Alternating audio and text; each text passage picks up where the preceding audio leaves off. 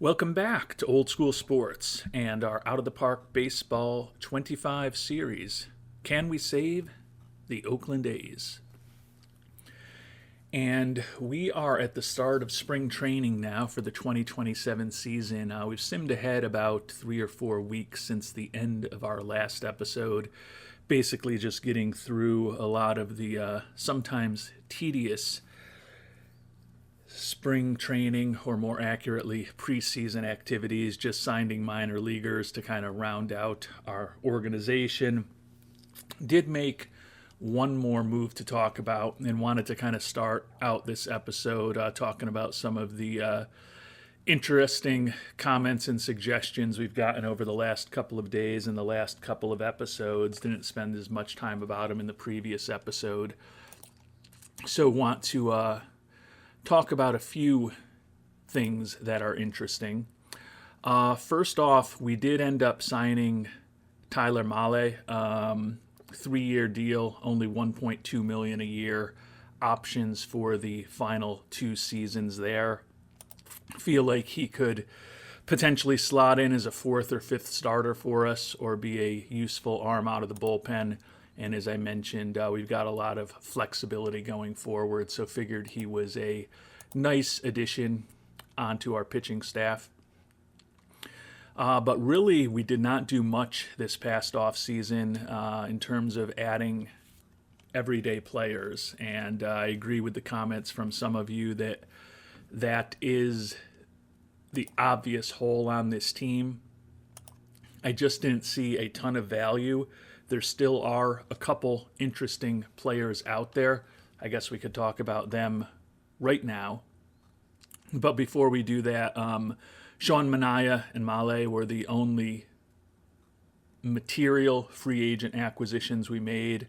I know YME943 was a fan of the Manaea transaction and glad to potentially have him on board for the next couple of seasons. Still a couple interesting names that we've been following through the offseason on the market. Eloy Jimenez, who Jarek Braxton thinks we should go after, is still on the market. To me, the money at $10 million is a bit high still, because although he's got that 60 contact and that 60 power, which would both be significant assets to our meager offense, he's really materially more effective against left-handed pitching. Now, he could certainly start for us against right-handed pitching, but that says more about the lack of offense that we have than anything particularly flattering about Jimenez in particular. And honestly, as a corner outfielder, I think he'd still be a marginal starter for us against right-handed pitching. So we could certainly use some pop against left-handed pitching. He would without a doubt be our best power hitter against left-handed pitching, but the price of about $10 million to bring him on board, still a bit higher than I am willing to pay.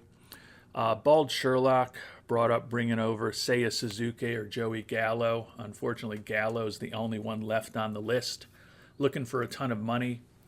But most importantly, as a Yankees fan, thinking back on Gallo's season and a half-ish in New York, where he hit 159 in 421 at-bats, striking out in almost half of his at-bats. He will never be on a team of mine in OOTP. I don't care if Joey Gallo cures cancer, forges a long-standing peace in the Middle East. I don't even care if he can make Yankees and Red Sox fans get along. Gallo will never be on my team. So I agree that he could give us the home run pop that we need. That is one of our goals for this year. But there's no way that Joey Gallo will ever be on my team. One other big signing that we did do this past offseason was sign an extension for Mason Miller, and Fake Name just wants to make sure that he is on record as hating this contract and thinking it's going to blow up in our faces. I think it's conceivable that it could go bad. He is 28 years old. He is fragile in terms of his injury proneness. I think we front-loaded it a bit and given ourselves some options at the end. And after those first couple years with the dollars, I don't think it's incredibly tradable. But it's certainly a gamble. I'm gambling on the upside of Miller, who was 10-3 with a 3.29 ERA for us last year when he was finally healthy. But I totally get the point that conceivably this contract could go very wrong on us. And as we sit here one day into spring training, also want to talk about a good comment Patrick DeBonis made about how when he's used Nick Ahmed in the past, he's a excellent defensive shortstop, but doesn't have a lot of position versatility, and he's tried to turn him into a super utility defensive guy, which is a very good point. I think I've done that at points with Ahmed in the past. With this year, we've always kind of been viewing him as our starting shortstop and on a season-to-season deal with us, which he still technically is.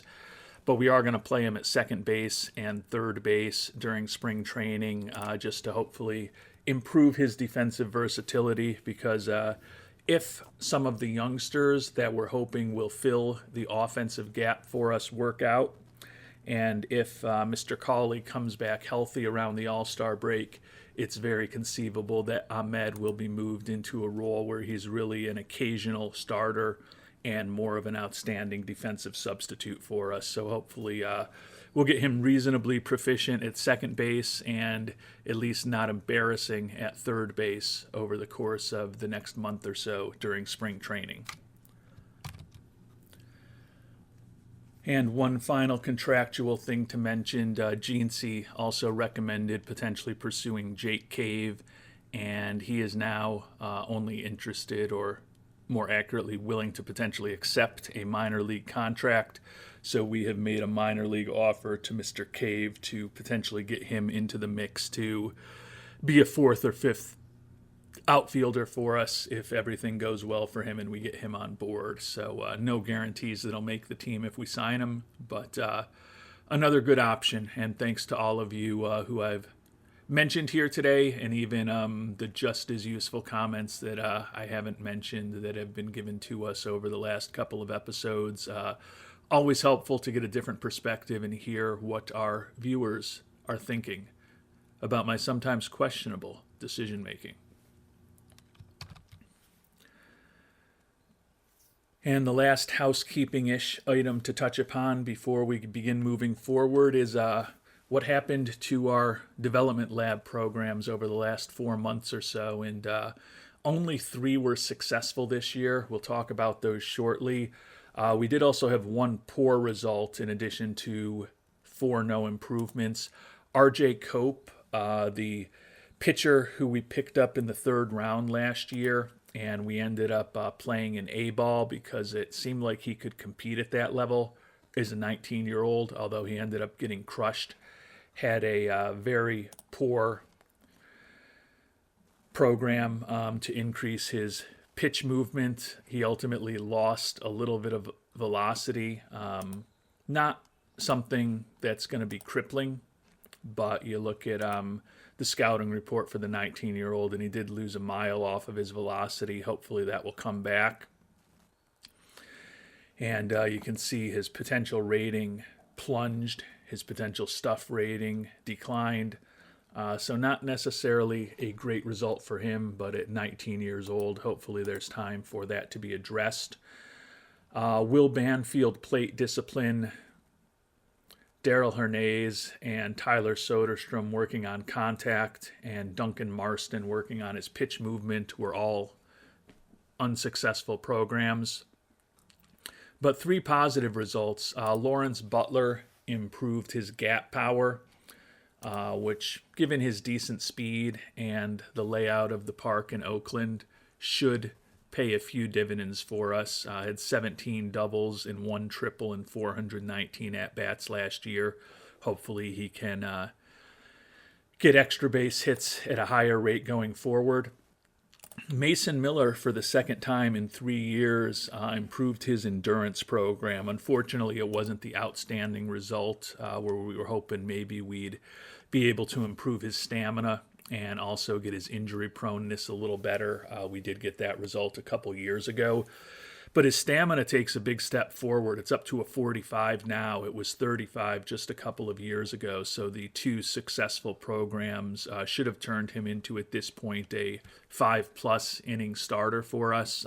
Probably can go 6 occasionally, which should be positive. The issue is, can we keep him healthy for the remainder of this season, particularly since we have now signed him to that contract that I know Fake Name and some others of you don't particularly love, and hopefully get him into the strength and conditioning program next off season, because with the really good well, not really good, but with the much improved stamina he has right now, with the fact he still throws triple digits, and with the outstanding stuff that he has, with those 4 well above average to excellent pitches, if we can ensure that we're getting 30+ games out of him more often than not as a starter, I still think this contract could work out fairly well for us.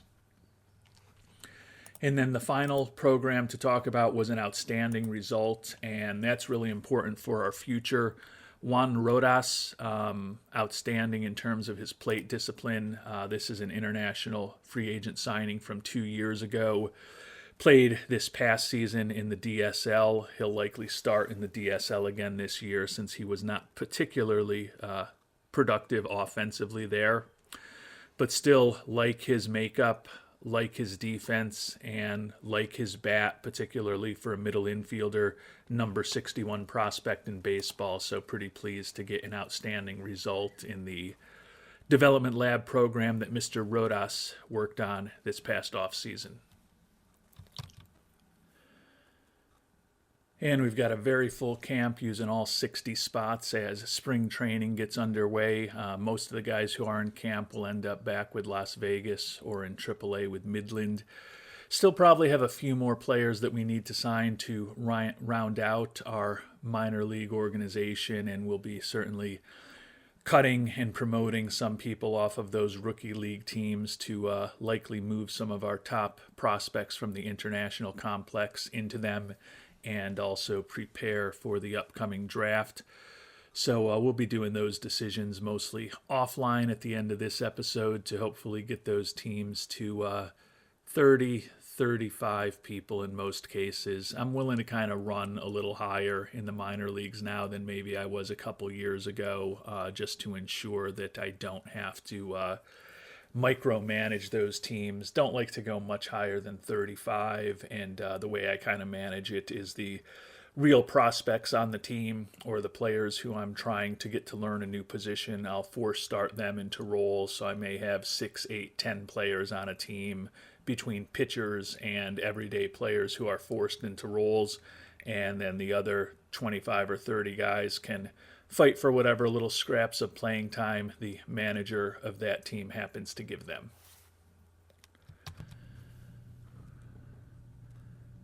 And one slightly bad piece of news: Eloy Jimenez is off the market, signed with the Yankees for about $5.5 million for a 1-year contract.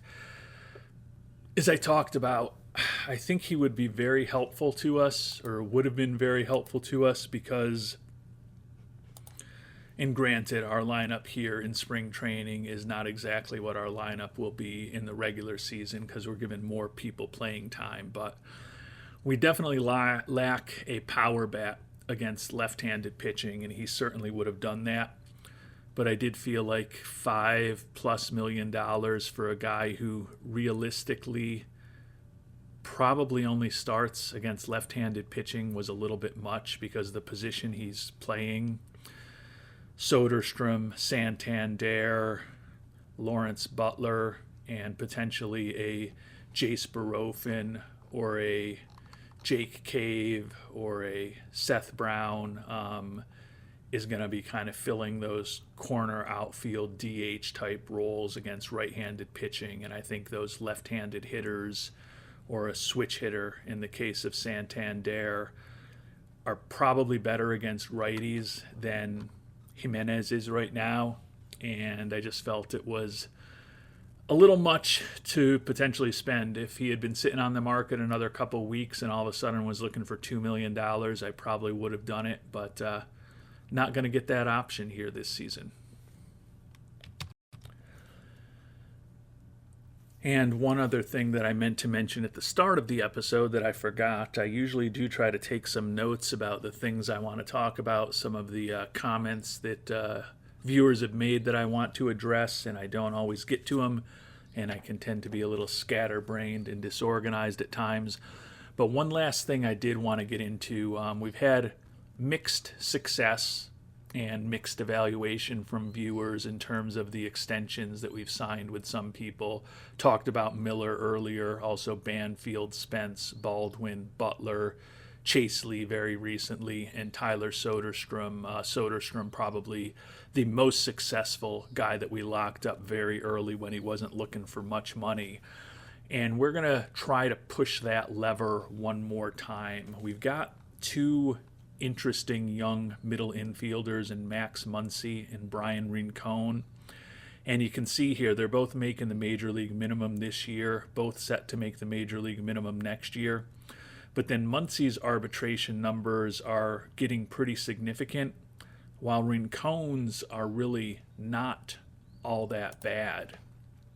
And when I look at Mr. Muncy and Mr. Rincon, and you look at if they reach their full potential, they're similar in contact, similar in gap power. Muncy, better home run power. Rincon, a better eye, and Rincon's going to strike out less. So they're fairly even. I think I'd still probably favor Rincon a little bit there. Muncy, better in terms of stealing bases. Neither an incredible bunter, although they're decent at sacrificing. So fairly evenish on this screen, but then when I look at the defensive ratings, Rincon is better in his range, his error rating, his arm, and they're equally proficient at turning double plays. So when I think about similar offensive players, Rincon certainly better defensively. Rincon is a switch hitter, whereas Muncy's a right-handed hitter, and Rincon is also younger. The fact that we can potentially lock him up for not an incredible amount of money is another gamble that I think I'm going to try to take here. There's no guarantees that Rincon makes it, but the contact is only average, the gap power is only average, and as we talked about, the home run power is pretty bad. And he's fragile. That factors, I'm sure, into the potential arbitration numbers and expectations for what this player is going to produce going forward. But I do love his ability to draw walks. I do really like his defense. I do really like some of those positive personality traits that he brings. And the money that he's looking for, I think, only is going to get higher if he becomes a guy who, even if he doesn't play every day for us, perhaps plays 120 games a year at a number of different positions, 350, 450 at-bats. I think there might be a little bit of value in it for us if we're able to lock him up now before those arbitration numbers potentially get higher. And we might be getting a little aggressive with the terms we're offering to Mr. Rincon. I don't think we'll anger him quite yet, but he's looking for over $21 million for 7 years. We're offering him 18.5 over 7 years, so about $3 million less than he's looking for with team options on those final 2 seasons, which would be his potential free agent years. If everything really works out with him, we probably exercise them. But if not, we're paying a little more next year, and then we're kind of buying out arbitration years at a bit of a discount, but giving him a higher degree of financial certainty. I think we're probably a little light in this offer, but we're going to ask him anyways. Yeah, we were a little light. He's only looking for a 1 year deal now. I don't think we're going to do that, but we'll try to come back with something a little more palatable to him for longer term. And we're trying to be a little bit more reasonable with this offer. Potential value of 20 million, so we've upped it a bit. Now some of it is in that 7th year that we very well may not get to, but we did try to make the years that he'll be with us a little more attractive to him as well. If he doesn't go for this, we'll probably just let him play out this year. I don't mind trying to lock him up, through some of those free agent years potentially, but there's no guarantee that he's going to be anything more than a utility player for us either. So I'm not going to go crazy trying to lock up Rincon if this deal doesn't work. And he's basically just looking for 1 year with bigger money, so it looks like he wants to bet on himself. So we'll let him do that, and hopefully he'll be successful, because even if he starts to price himself out of Oakland, that'll probably mean he's a pretty valuable player who may have some value in the trade market. And we've made it to the end of spring training. Importantly, the team is healthy. Going to have some interesting decisions to make cutting down this roster to 26 men. But other than the pre-existing injury to Cameron Cawley, that broken bone in his elbow that he had some complications with early in the offseason, that's going to likely keep him out till about the All-Star break. No new injuries, and we're going to get to go north with the 26 players that we want to, without having to factor in injuries into our decision making. And we've made a decision, at least initially, on the 13 pitchers that are going to head north to us, or head north with us. There is potential in the back of my mind that we might try to get a little aggressive and go with 12 pitchers. We're going to have to go and try to make the cuts as far as our everyday players, but given some of our offensive limitations, there's a thought in my head that more flexibility to platoon a little more often and keep up another bat who could potentially help us against either righties or lefties might be the way to go. So TBD on that. In a perfect world, I think I would like to keep 13 pitchers. The two guys who ended up being our final two cuts were Nick Frasso, who we kind of viewed in a longer middle relief role this year. Picked him up in the Rule 5 a few years ago. He's been primarily in the majors with us, but still had options. And then Domingo Herman, who we signed to a minor league contract a month or so ago. Those were the final two cuts. The starting rotation, Mason Miller, clearly going to be our number one starter. Newcomer Sean Manaea will take over as our second starter. Clark Schmidt will be number 3. Mitch Spence, back from an injury that cost him all year, will be our fourth starter. And then J.P. Sears, who was an all-star, our lone all-star last year, will be our number 5 starter. Ian Hamilton, back in a closer role. Chase Lee, who we signed to an extension. Gabe Spire, who's back for probably his final year with us, as his arbitration number is going to be even higher next season. And Josh Spores, all back with us in setup roles. Ben Leeper and Victor Araño, who were both Rule 5 acquisitions of ours this year, make the team as middle relievers. Tyler Mahle, who we talked about, will be our long reliever and emergency starting pitcher. And then Jesus Soto, who we picked up in that trade with Seattle, is going to be our specialist against left-handed pitching and also serve in a secondary role as a middle reliever for us.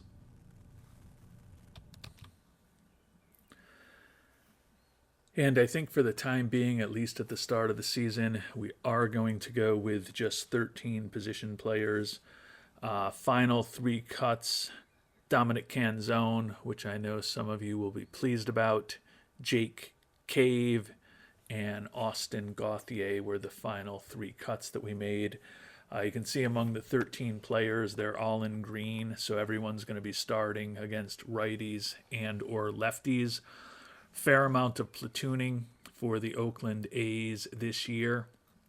And we do have a fair amount of new names with Tyler Black, Max Muncy, Brian Rincon, and Jace Barofin all making their major league debuts or first significant playing time in the majors with the Oakland A's. Mentioned a lot of platoons. At catcher, it's going to be Drake Baldwin against righties, Will Banfield against lefties. Tyler Soderstrom will be our everyday first baseman. Second base, we're going to have Tyler Black against right-handed pitching, Daryl Hernandez against left-handed pitching. Third base, Hernandez is going to start against righties, and Max Muncy going to start against lefties.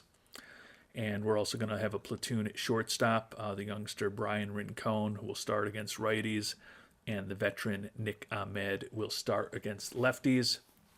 Eschuri Ruiz is our everyday center fielder. Anthony Santander is our everyday designated hitter. Our left fielder against right-handed pitching is Jace Barofin, formerly of Buffalo Wings fame. And playing left field against left-handed pitching is going to be Tyler Black, one of those unique players who's a lefty who actually looks somewhat more productive with his bat against left-handed pitching. And then in right field, Lawrence Butler going to play against righties, and Brian Buelvis going to play against lefties. So a lot of platooning. Don't think this offense is going to be great, but again, I'm hoping that the youthfulness of this year's team, with Rincon making his major league debut, Muncy making his major league debut, Black making his debut with the A's in the major leagues, and Barofin also set to make his major league debut, that some of these youngsters may continue to develop and get better and provide us a little more offense than the 4A guys that we were likely going to be able to acquire in the free agent market. We'll still keep an eye on the waiver wire as we get closer to the start of the season. But as this year begins on our major league roster with the everyday players, there's only two guys older than 28 years old, Anthony Santander at 32 and then Nick Ahmed at 37. Everybody else is in their 20s at this point with our everyday players. Not quite the same situation with our pitching staff. In the rotation, Sears and Schmidt are both 31. Minaya is 35. And then you can see we've got a lot of relatively experienced veterans in our bullpen right now. Our pitching has been our strength over the first 3 years of this playthrough, and a lot of these guys have helped us deliver those solid pitching results, but certainly don't have the same youthfulness in our rotation and our bullpen as we're going to have in our everyday lineup. And with that, we will call it an episode. We still got a lot of work to do with our minor league teams to ensure that they're set up the way that we'd like them and make some promotions and likely some demotions, but we won't subject you to us doing that online. We will do that all offline over the next few days of game time. And when we are talking to you next, we will be getting the 2027 season underway for our Oakland A's. Until then, thanks so much for watching, and hope you have a great day.